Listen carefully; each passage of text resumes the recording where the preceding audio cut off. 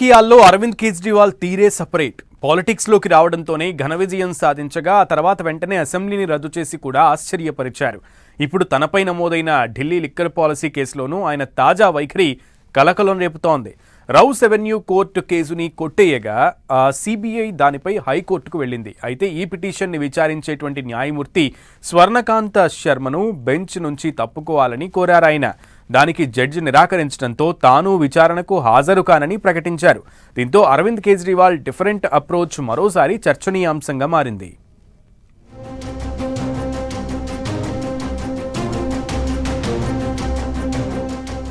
మీరుంటే నే రాను. జడ్జికి వ్యతిరేకంగా అరవింద్ కేజ్రీవాల్ పోరాటం.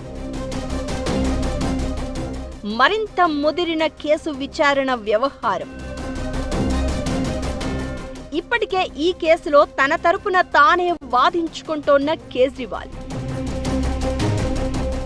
ఢిల్లీ మద్యం పాలసీ కేసులో అరవింద్ కేజ్రీవాల్ సహా పలువురు నిందితులకు విముక్తి కల్పిస్తూ గతంలో సిబిఐ ప్రత్యేక కోర్టు ఇచ్చిన తీర్పును సిబిఐ హైకోర్టులో సవాల్ చేసింది. దీంతో ఈ కేసును విచారించేందుకు సిద్ధమైన మహిళా న్యాయమూర్తి జస్టిస్ స్వర్ణకాంత శర్మకు కేజ్రీవాల్ షాక్ ఇచ్చారు. గతంలో బీజేపీ ఆర్ఎస్ఎస్ కార్యక్రమాల్లో పాల్గొన్న ఆమె ఈ కేసును విచారిస్తే తనకు న్యాయం జరగదని, కాబట్టి విచారణ నుంచి తప్పుకోవాలని కోరారు. దీనికి ఆమె అంగీకరించలేదు. ఈ నేపథ్యంలో కేజ్రీవాల్ విచారణకు రాకూడదని నిర్ణయించారు. ఇంతకు ముందే ఇదే కేసులో తన తరపున తానే వాదన వినిపిస్తోన్న కేజ్రీవాల్ తాజా పరిణామంపై ఆగ్రహం వ్యక్తం చేశారు. తనకి వేరే దారి లేదు కాబట్టి సత్యాగ్రహానికి దిగుతున్నట్లు ఓ లేఖ రాశారు.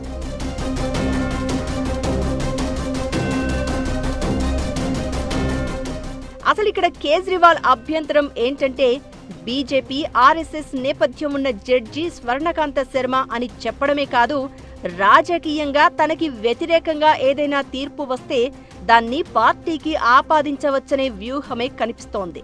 ఢిల్లీ మద్యం కేసులో ఆమె సిబిఐ అప్పీలుపై విచారిస్తే తనకు న్యాయం జరగదని కేజ్రీవాల్ చెప్తున్నారు.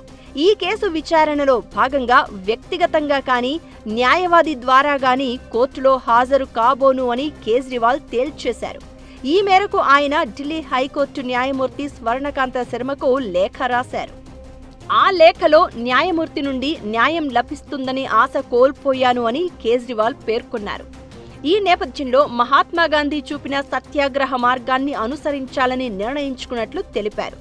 తన అంతరాత్మ ప్రబోధం విన్న తర్వాతే ఈ నిర్ణయం తీసుకున్నాను అని, ఈ ఉత్తర్వుపై సుప్రీంకోర్టులో అప్పీల్ చేసుకునే హక్కును వినియోగించుకుంటాను అని ఆయన నొక్కి చెప్పారు. ఢిల్లీ మద్యం కేసు విచారణ నుంచి కేజ్రీవాల్ కోరినట్లుగా తాను తప్పుకోబోను అని జస్టిస్ స్వర్ణకాంత శర్మ తేల్చి చెప్పిన నేపథ్యంలో ఈ పరిణామం చోటు చేసుకుంది.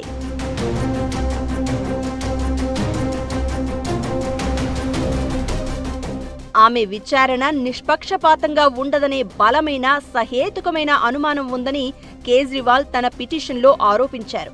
సిబిఐ ఎఫ్ఐఆర్ నుండి ఉత్పన్నమయ్యే పలు కేసులను ఆమె విన్నారని, అందులో కేజ్రీవాల్ అరెస్టుకు వ్యతిరేకంగా దాఖలు చేసిన పిటిషన్ కూడా ఉందని, ఏ నిందితుడికి ఆమె ఉపశమనం కల్పించలేదని కేజ్రీవాల్ తన పిటిషన్లో పేర్కొన్నారు.